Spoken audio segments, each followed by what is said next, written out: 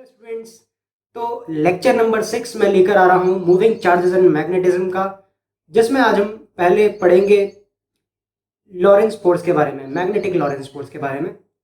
उसके बाद हम मैग्नेटिक फील्ड की जो यूनिट है उसको निकालेंगे और उसी में हम पढ़ेंगे मैग्नेटिक फील्ड क्या होती है। लास्ट टॉपिक जो आज का होगा वो होगा टोटल लॉरेंस फोर्स या फिर नेट लॉरेंस फोर्स भी हम उसको कहते हैं। तो आइए स्टार्ट करते हैं आज के टॉपिक्स। उससे पहले अगर आपने अभी तक मेरे चैनल भौतिक विज्ञान को सब्सक्राइब नहीं किया है तो इसको सब्सक्राइब कीजिए और ज़्यादा से ज़्यादा शेयर भी कीजिए। नोटिफिकेशन अगर आपको सबसे पहले रिसीव करने हैं तो बेल आइकन का बटन ज़रूर दबाइएगा। मैं हूं निवेश और आइए स्टार्ट करते हैं आज के topics. Magnetic Lorentz force, LORENTZ।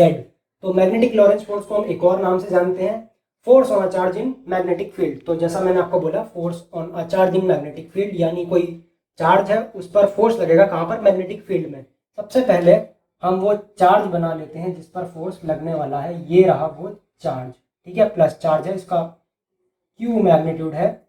और देखिए क्या होगा, मैंने क्या बोला, force on a charge in magnetic field. तो पहले इसे मैग्नेटिक फील्ड में हमें रखना होगा। तो मान लेते हैं ये मैग्नेटिक फील्ड है, इसको हम वाई एक्सिस कह देते हैं। ये मैग्नेटिक फील्ड हमारी है, इस डायरेक्शन में मैग्नेटिक फील्ड हमारी है। ये रहा,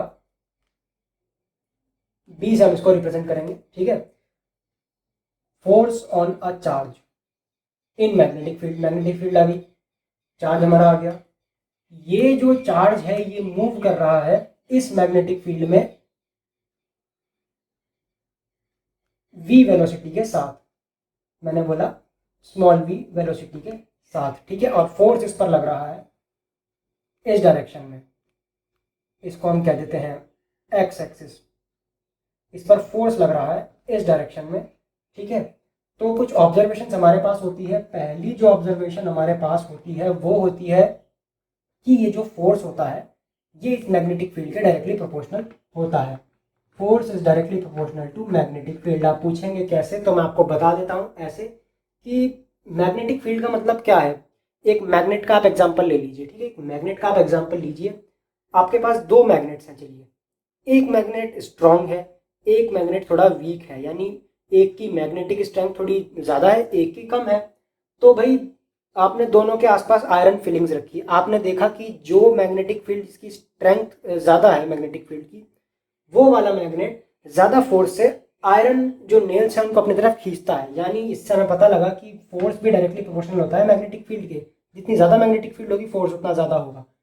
दूसरी जो चीज़ है वो है force is directly proportional to charge. अब देखिए, आपको याद होगा कि ओस्टेड एक्सपेरिमेंट में हमने क्या किया था। नहीं है याद तो ऊपर आई बटन पर जाइए, वहाँ से आपको वीडियो मिल जाएगी, ठीक है। तो भाई क्या किया था हमने वहाँ पर, हम वहाँ पर चार्ज बढ़ाए जा रहे थे, यानी करंट बढ़ाए जा रहे थे, और हमारा जो डिफ्लेक्शन है वो ज़्यादा हो जा रहा था, यानी मैग्नेटिक फील्ड हमारा ज़्यादा हुआ जा रहा था। हमने चार्ज बढ़ाया, हमारा मैग्नेटिक फील्ड ज़्यादा हुआ। चार्ज बढ़ाने से मैग्नेटिक फील्ड ज़्यादा हुआ, मैग्नेटिक फील्ड बढ़ाने से फोर्स ज़्यादा हुआ। अल्टीमेटली चार्ज बढ़ाने से फोर्स भी तो बढ़ा।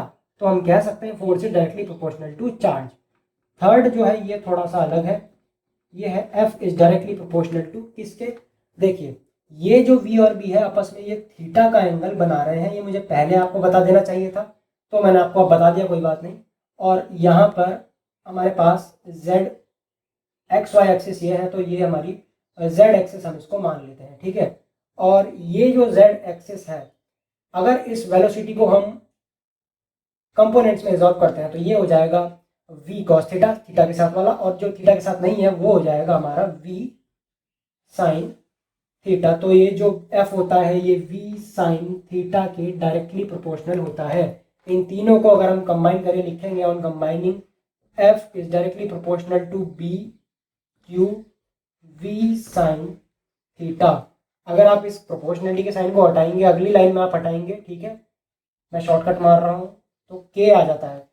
कांस्टेंट आएगा कोई भी प्रोपोर्शनलिटी कांस्टेंट, वो a हो सकता है, वो अल्फा बीटा गामा जो आप चाहें लगा दीजिए, ठीक है। उससे उसकी डायमेंशन पर कोई फर्क तो पड़ेगा नहीं, तो इसलिए यहाँ पर मैं k यूज कर रहा हूँ।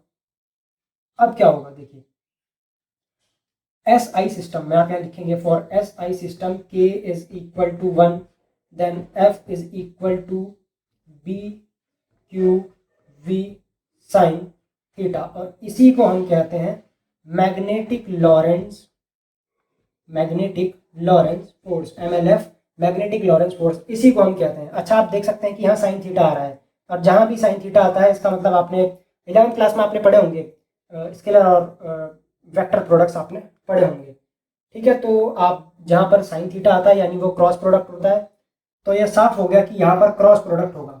सवाल आता है ये कि क्रॉस प्रोडक्ट किसके बीच का होगा, तो जिनके बीच का एंगल उन्हीं के बीच का क्रॉस प्रोडक्ट, यानी बी क्रॉस वी या फिर वी क्रॉस बी। कंफ्यूजन ये हो रहा है कि बी क्रॉस वी या फिर वी क्रॉस बी। तो आइए इसको यहां समझते हैं। हम ये कंसीडर कर लेते हैं एक प्लेन, ठीक है। मैं आपको एक चीज बता देता हूँ कि फोर्स की डायरेक्शन और बी क्रॉस वी की डायरेक्शन जहां मैच होगी वही केस सही होगा। पहले हम इसको देखेंगे, फिर से इस केस को देखेंगे, ठीक है।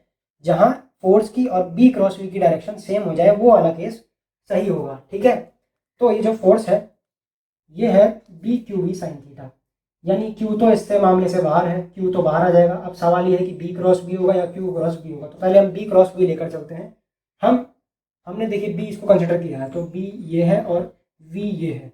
अब हम राइट हैंड का यूज करेंगे, राइट हैंड रूल का यहाँ पर यूज करेंगे। देखिए हमें कुछ इस तरह से अपनी फिंगर्स को कर्ल करना है कि जो हमारी फिंगर्स हैं उनकी डायरेक्शन पहले से दूसरे वेक्टर की तरफ जाएं। तो इस तरह से कुछ फिंगर्स को कर्ल कीजिए। यहाँ से आप देख सकते हैं कि इस यहाँ से यहाँ की तरफ ये जाती हुई, मैंने आपको बोला पहले से दूसरे वेक्टर की तरफ आपको ले जानी है अपनी फिंगर्स को, कर्ल कुछ उस डायरेक्शन में करना है। तो जो थंब की डायरेक्शन है वो होगी हमारी बी क्रॉस बी की डायरेक्शन, यानी ये कुछ इस तरह से, यानी इनवर्ड्स हो रहा है, ये डायरेक्शन इनवर्ड्स और ये डायरेक्शन हमारी आउटवर्ड्स हो रही है। मैंने कहा सेम होनी चाहिए डायरेक्शन, यानी हमारी जो डायरेक्शन है मैंने आपको बोला सेम होनी चाहिए। तो इसका मतलब ये वाली जो कंडीशन है ये तो फुलफिल नहीं हो रही है, तो भाई बचिए कंडीशन, यानी ये तो गलत हो गई, तो यही वाली सही होगी, ठीक है। तो एफ आ जाएगा हमारा क्यू, मैंने कहा था क्यू मामले से बाहर है, तो पता लग गया कि ये वाला केस बी क्रॉस वी नहीं होगा, ये होगा वी क्रॉस बी, और यही होता है magnetic Lorentz force in vector form आपका, ठीक है। कुछ अभी यहाँ पर केसेस बनते हैं, तो 3 केसेस हमारे पास हैं। पहला केस ये है कि अगर थीटा अगर 0 हो जाए तो भाई साइन 0 0 होता है, लिखेंगे हम theta is equal to 0, then F is equal to also 0, तो एफ भी 0 हो जाएगा, तो एक कॉमन सी बात है। अच्छा, यहाँ पर मैंने क्रॉस प्रोडक्ट किया है, देखिए, तो फोर्स के ऊपर भी आप एक वेक्टर साइन लगाएंगे, ठीक है, फोर्स भी एक वेक्टर क्वांटिटी होती है। तो थीटा इज इक्वल टू 0 हुआ तो साइन 0 यहाँ पर 0 हुआ यहाँ पर, और यानी जब पूरा 0 हुआ तो मल्टीप्लाई कराकर फोर्स भी 0 आ गया। इस कंडीशन में फोर्स हमारा होता है मिनिमम। दूसरी जो कंडीशन होती है वो ये होती है कि ये यहाँ पर जो वेलोसिटी है, अगर ये चार्ज मूव करना बंद हो जाए तो भाई यहाँ पर वेलोसिटी यानी 0 हो जाएगी अल्टीमेटली।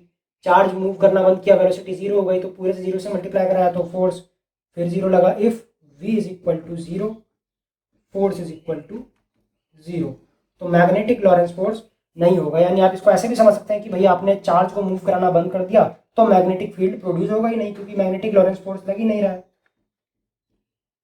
यही होता है इलेक्ट्रोस्टैटिक्स में। और थर्ड, ये वाला लास्ट है केस, अगर 90 हो जाए एंगल, यानी परपेंडिकुलर अगर ये थीटा हो जाए, ये थीटा ऑलमोस्ट इतना हो जाए, तो इस कंडीशन में एफ क्या होगा बताइए। If theta is 90 then F is equal to sine 91 B Q V, और इस कंडीशन में बी क्यू वी की कंडीशन में फोर्स लगता है मैक्सिमम। तो ये था हमारा मैग्नेटिक लॉरेंस फोर्स का कॉन्सेप्ट। अब बात आती है यूनिट ऑफ मैग्नेटिक फील्ड की। देखिए अभी हमने क्या निकाला था कि F is equal to Q V B sine theta.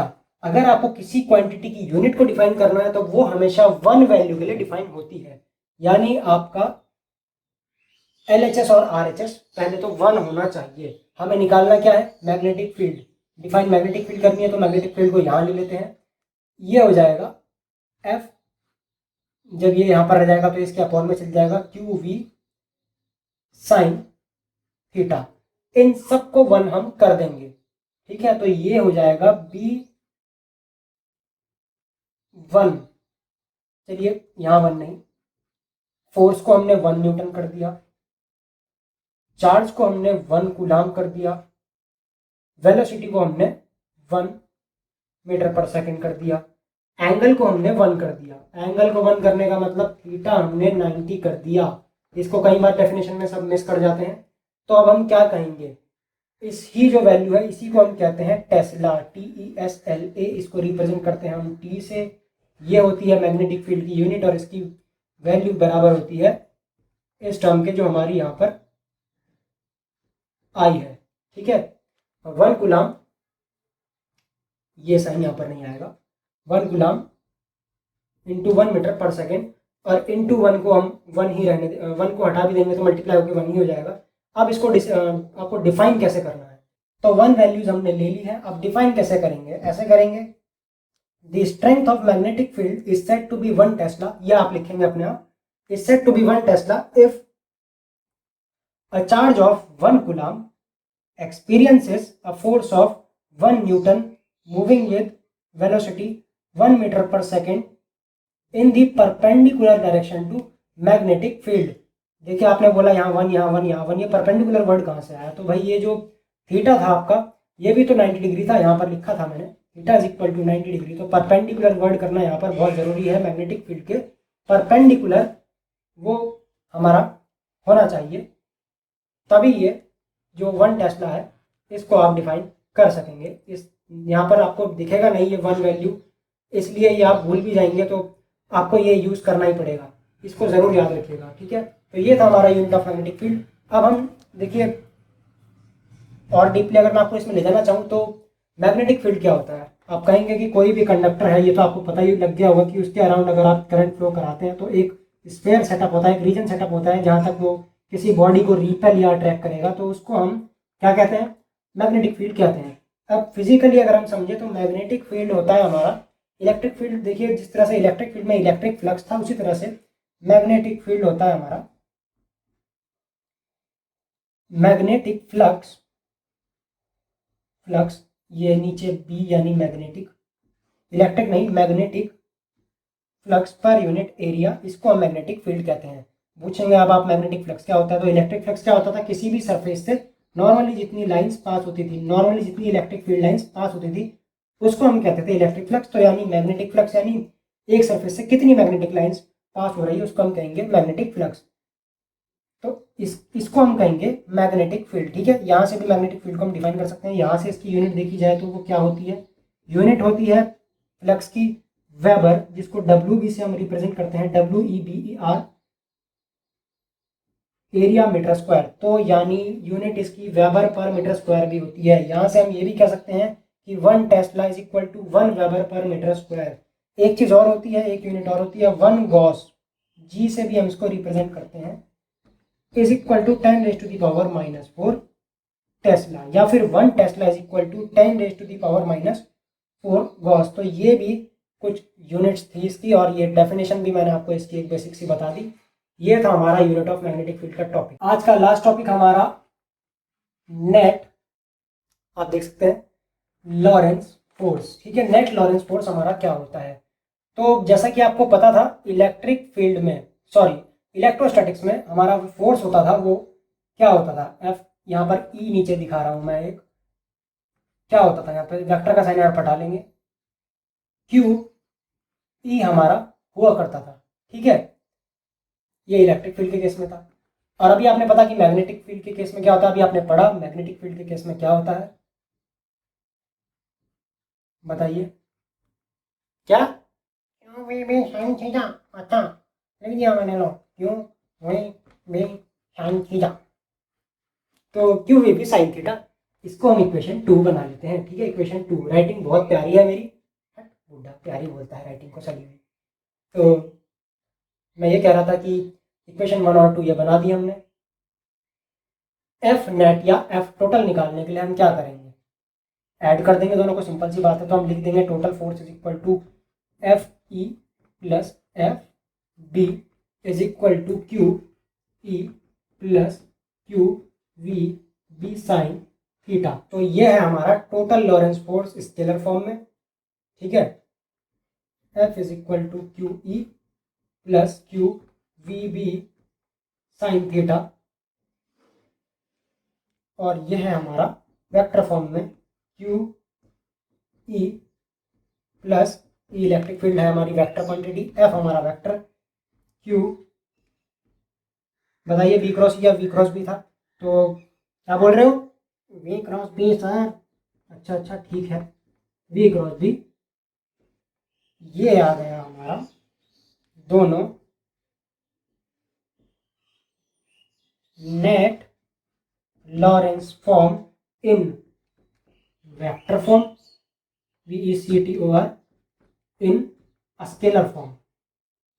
तो आज का हमारा ये लास्ट टॉपिक था, इसको आप चाहें तो नोट कर लें। और वीडियो आज की आपको पसंद आई हो तो वीडियो को शेयर ज़रूर कीजिएगा, लाइक ज़रूर कीजिएगा, ठीक है। चैनल को सब्सक्राइब ज़रूर कीजिएगा। नोट्स आपको चाहिए इस चैप्टर के, आपको न्यूमेरिकल चाहिए, किसी भी चैप्टर के कोई प्रॉब्लम्स आपको फिजिक्स से रिलेटेड, तो हमारा टेलीग्राम ग्रुप जिसको मैं डिस्क्रिप्शन में लिंक दे रहा हूँ जिसका, उसको ज़रूर ज्वाइन कीजिएगा। Thanks for watching my YouTube channel students.